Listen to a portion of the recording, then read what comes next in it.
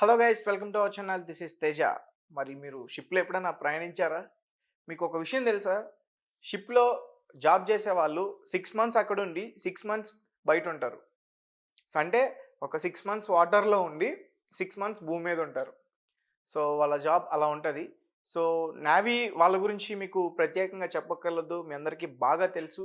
కానీ నేవీ గురించి అంటే షిప్‌లో ఉన్న ఇంజిన్స్ గురించి గానీ, లేకపోతే షిప్‌లో ఉండే విధానం గురించి గానీ కూడా, ఇవన్నీ కూడా మనతో పాటు ఎక్స్‌ప్లెయిన్ చేయడానికి మెరైన్ ఇంజినీర్ రాజశేఖర్ గారు ప్రస్తుతం మనతో పాటు ఉన్నారు. ఆయన్ని మరిన్ని విషయాలు అడిగే ప్రయత్నం మనం చేద్దాం.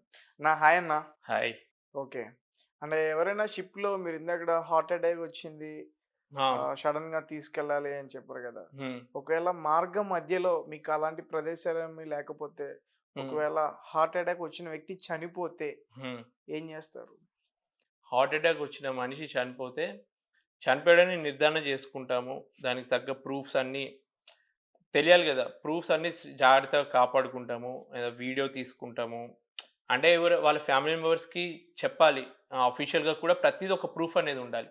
సో, ఆ వ్యక్తికి మంచిగా క్లీన్ జేసి ఒకవేళ చనిపోయిన తర్వాత క్లీన్ జేసి తనకొక ప్యాకెట్ ఉంటదనమాట. బాడీని పెట్టడానికి ఒక ప్లాస్టిక్ టైప్ ఉంటది. హ్మ్. దాంట్లో అతన్ని పెట్టి, మాకు షిప్‌లో ఫిష్‌ని, మీట్‌ని స్టోర్ జేయడానికి ప్రొవిజన్ రిఫ్రిజిరేషన్ రూమ్స్ ఉంటాయన్నమాట. -20 టెంపరేచర్‌లో అప్రాక్సిమేట్ మెయింటైన్ జేస్తాము. ఆ రూమ్‌లో ఏదైతే బాడీ పెడుతున్నామో, ఆ రూమ్‌లో సామానంతా మేము క్లియర్ జేసేస్తాం. ఎందుకంటే, ఒక మనిషి శవంతో పాటు మేము తినే ఆహారాన్ని పెట్టలేము గాబట్టి, ఆ తినే సామాన్ని వేరే ఇంకో రూమ్‌కి షిఫ్ట్ జేసి, ఆ మనిషిని మీట్ రూమ్‌లో ఉంచుతామనమాట. ఎందుకంటే, నెక్స్ట్ ఏ పూటో మనకు తెలీదు. ఆ పూటొచ్చేంత వరకు ఆ బాడీని అందులో ఉంచుతారనమాట. హ్మ్. ఈ కోవిడ్ టైమ్‌లో కొన్ని సిట్యుయేషన్స్ అంటే 6 మంత్స్ వరకు ఉంచరు. ఉంచరు. ఆ బాడీ కోసమైనా వేరే పోర్ట్ ఆ! దగ్గరికి వెళ్తది. అది ఇంపార్టెంట్. ఇవన్నీ ఇన్స్యూరెన్స్‌లో కవర్ అయిపోతాయి. సో, మనిషి చనిపోవడము, మనిషి ప్రాణానికి కొంచెం ఇంపార్టెన్స్ ఉంటది. కాకపోతే ఒక మనిషి చనిపోయిన షిప్‌లో చనిపోయిన తర్వాత అతని బాడీ వేరే ఫారిన్ కంట్రీలో చనిపోయాడు. అతని బాడీ ఇండియాకి రావాలంటే మినిమమ్ 30 డేస్, కొన్ని సందర్భాల్లో 6 నెలలు పట్టిన సందర్భాలు కూడా ఉన్నాయి. అంత ఒక్కొక్క టైమా? దేశానికి ఒక్కొక్క రూల్ ఉంటది. అప్పుడప్పుడు కోవిడ్ టైమ్‌లో ఏం జరిగిందంటే వేరే దేశంలో చనిపోయిన అతన్ని ఇగ మన దేశానికి పంపే ఛాన్స్ లేదని జెప్పి, వాళ్ళ దేశంలోనే క్రిమేట్ జేసిండ్రనమాట. హ్మ్. అది కోవిడ్ టైమ్‌లో. నేను రీసెంట్‌గా మా షిప్‌లో ఇప్పుడు ఇండియన్స్ తోటే వర్క్ జేశాను కదా! మన ఇండియాలో మన ఆంధ్రప్రదేశ్‌లో ఏంటంటే కొన్ని ప్లేసెస్ ఉంటాయి.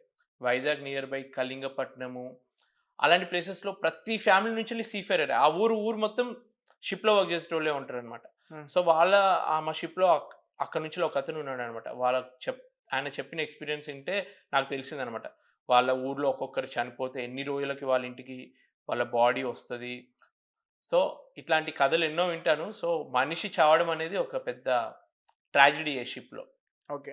అంటే అక్కడే చనిపోయినప్పుడు కొన్ని సినిమాల్లో కూడా చూసాను. హ్మ్. అక్కడే కట్టేసి సముద్రంలోకి వదిలేస్తారు కదా! అది అతను ఒకవేళ ఒప్పుకున్నాడనుకో, కొన్ని కంపెనీస్‌లో కొన్ని వాళ్ళు ముందే డిస్కస్ రూల్స్ జేసుకుంటే ఉంటాయా? ఒకవేళ మామూలుగా నాకైతే అటువంటి డిస్కషన్ ఏం జరగదు. ఏదైనా నేను చనిపోతే ఏంటి అన్న క్వెషన్ ఎవ్వరికీ రాదు. వాళ్ళు ఫస్ట్ అడగరు నన్ను. ఒకవేళ మన ఫ్యామిలీ మెంబర్స్‌ని అడుగుతారు. మన నామినీని అడుగుతారు. ఇప్పుడు ఇట్లా చనిపోయాడు. ఈ ఆప్షన్‌కి మీరు ఓకేనా? షిప్ ఇక్కడ ఉంది. ఇన్ని రోజులు బాడీని ఉంచే బదులు ఇలా సీ బరియల్ అని అంటారనమాట. ఒకప్పుడు పాతకాలంలో కూడా 3 విధాలుగా మనిషి చనిపోతే ఖననం చేసేటోళ్ళు. ఒకటి సముద్రంలో విడిచిపెట్టడము, నిప్పుతో కాల్చడము, లేదంటే భూమిలో పాతిపెట్టడము. సో, సముద్రంలో విడిచిపెట్టడం అనేది కొన్ని దేశాలలో కామన్ అన్నమాట. హ్మ్. అలా సమాధిని చేయడం. సో, అలాంటి వాళ్ళకి ఏం ప్రాబ్లమ్ లేదు కానీ అనుకునే వాళ్ళకి బాడీ చేస్తారు. నీటిలో తేలిద్ది కదండీ! తేలిన తర్వాత కూడా ఆ తర్వాత దాన్ని ఎలా చేస్తారంటే కొంచెం ఏదో సిస్టమ్ ఉంటది. దానికి కొంచెం వెయిట్ కట్టైన నీళ్ళలో వదలడము అలా చేస్తారు. హ్మ్. సో, బాడీ తేలినా గాని మొత్తం తేలుతూనే ఉంటది. దాని తర్వాత కొంచెం సేపయిన తర్వాత అది గూడా మునిగిపోద్ది. ఓకే. హ్మ్. ఓకే. రైట్. మరి పెద్ద పెద్ద తిమింగలాలు, పెద్ద హ్మ్. పెద్ద చేపల గురించి ఏం చెప్తారు? కనిపిస్తాయండి ఎప్పుడైనా మీకవి? ఆ! ఈ షిప్‌లో అయితే చాలా ఎక్కువ కనిపించాయి నాకు. హ్మ్. నేను ఈసారి మొత్తం ప్రపంచం మొత్తం ఆల్‌మోస్ట్ చుట్టేసాననమాట. హ్మ్. సో, మెయిన్‌గా కెనడాకెళ్తున్నప్పుడు, యూఎస్‌కెళ్తున్నప్పుడు, ఈ ఆస్ట్రేలియా దగ్గరికి వెళ్తున్నప్పుడు, అక్కడ ఈ వేల్స్‌ని ఎక్కువ చూసాను నేను. వేల్స్ అప్పుడు మేము ఓపెన్ డెక్‌లో క్రికెట్ ఆడుతున్నాము. సడెన్‌గా క్రికెట్ ఆడుతున్నప్పుడు ఎప్పుడైనా వేల్స్ మా అక్కడ వేలుందని ఎట్లా తెలుస్తదంటే, అది గాలి టైప్ వదులుతదనమాట. వాటర్‌ని చిమ్ముతదనమాట. ఒకేసారి అట్లా మధ్య మధ్యలో నుంచి వాటర్ ఇలా మీదకొస్తుంది అంటే అక్కడ వేలుందన్నట్టు మేము బైనాక్యులర్స్ పెట్టి చూసుకుంటాం. అలా మేము ఒకసారి క్రికెట్ ఆడుతున్నప్పుడు అవి గుంపులు గుంపులుగా ఎళ్తాయి. ఒక్కొక్కటి ఎళ్ళదనమాట. వాటికి కూడా ఒక ఫ్యామిలీ టైప్ ఉంటదేమో. అవి గుంపులు గుంపులుగా ఎళ్తూ ఉంటాయన్నమాట. ఒకేసారి ఒక 5, 6 తిమింగలాలు షిప్ పక్క నుంచెళ్ళి ఇలా వెళ్తున్నాయన్నమాట. మరవి షిప్ తగిలితే ఏమన్నా ఇబ్బందండి? షిప్పుకి తగిలితే కూడా ఎన్నో యాక్సిడెంట్స్ జరుగుతాయి. షిప్పుకేం గాదు మాక్సిమము. అవే చనిపోతాయి. ఇప్పుడు మనం బైకెళ్తున్నాం కుక్కొచ్చిందంటే కుక్కనే గదా పోయేది. అప్పుడప్పుడు ఆ బైక్ స్లిప్ అయిపోయి మన హెడ్ ఇంజ్యూరీ అయ్యి బైక్ పడిపోయి మనకేమన్నా అవుతది. కానీ షిప్ అలా గాదు గదా! ఒక తిమింగలం దాని ముందుకొచ్చి గుద్దుకున్నా గానీ మాకసలు తెలీనే తెలీదు. అప్పుడప్పుడు కొంచెం ఎలా ఉంటదంటే ఎక్కడో మేము వెనకాల ఉంటాము. షిప్ ముందు పార్ట్‌లో కింద అది టచ్ అయ్యిందనుకో, పోర్ట్‌కెళ్ళిన తర్వాత అప్పుడు తెలుస్తదేమో. అక్కడ నిజంగా ఒక చనిపోయిన తిమింగలం ఉందని జెప్పి మాకు. అవునా? సో, మాకు తెలియకుండానే కొన్ని చనిపోయే ఛాన్స్ ఉంటాయి. అందుకని వీళ్ళేం జేస్తారంటే కొన్ని ఏరియాస్‌లో ఎక్కడైతే ఎక్కువ వేల్స్ ఉంటాయో అక్కడ స్పీడ్ లిమిట్ పెడతారనమాట మాకు. ఈ స్పీడ్‌లోనే ఎళ్ళాలి మీరు. ఎక్కువ స్పీడ్ తోటెళ్ళొద్దు. కొంచెం ఎక్కువ అవున్నాయని మీకెలా తెలుస్తది? ఆ! ఆహ్, ఇప్పుడు ఒక్కొక్క జోన్‌లో ఏమేమి ఉంటాయో కొంచెం వాళ్ళు చెప్తారనమాట. ఈ ఏరియాలో ఎక్కువ తిమింగలాలు ఉంటాయి కాబట్టి ఈ స్పీడ్‌లో వెళ్ళాలి అని కొన్ని రూల్స్ ఉంటాయి. అంటే మీతో ట్రావెలింగ్ చేసేవాళ్ళు ఖచ్చితంగా కొంత మేరకు కొన్ని నాలెడ్జ్ ఇయర్స్ ఆఫ్ ఉంటది. ఎక్స్‌పీరియన్స్ ఉన్నవాళ్ళే ఉంటారు. ఆ! వాళ్ళకి తెలుస్తది. యాహ్! ఓకే. అంటే మీరు అంటే సముద్రం మధ్యలో చాలా అద్భుతాలుంటాయి. ఆ! అక్కడ మనం ఎప్పుడూ చూడలేని విషయాలు చూడొచ్చు, తెలుసుకోవచ్చు. అలా అని జెప్పేసి ఇక్కడ ప్రజలు ఎక్కువ మాట్లాడుకుంటూ ఉంటారు. అవును. అంటే హ్మ్. కొంతమంది ఏమనుకుంటారంటే, అబ్బా! సముద్రం మధ్యలో ఏముంటది? ఎలా ఉంటది? ఒకసారి ఎళ్ళాలి, చూడాలి.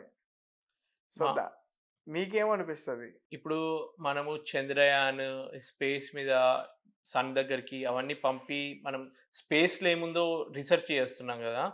అసలు స్పేస్‌లో రిసర్చ్ చేయడం కొంచెం ఈజీ.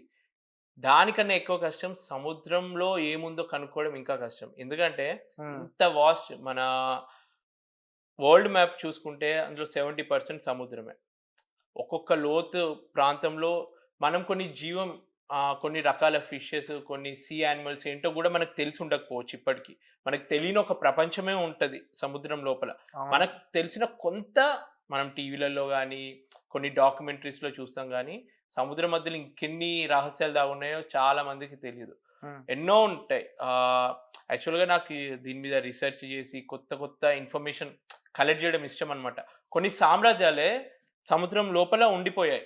ఇప్పుడు మీకు శ్రీకృష్ణుడి ద్వారక గురించి వినే ఉంటారు. ఒకప్పుడు అదొక పెద్ద టెంపుల్. చాలా రిచెస్ట్ టెంపుల్. అది సముద్రం లోపలనే ఉండిపోయింది. హ్మ్. ఒక్కొక్క దేశంలో ఇప్పుడు అది పాతకాలంది.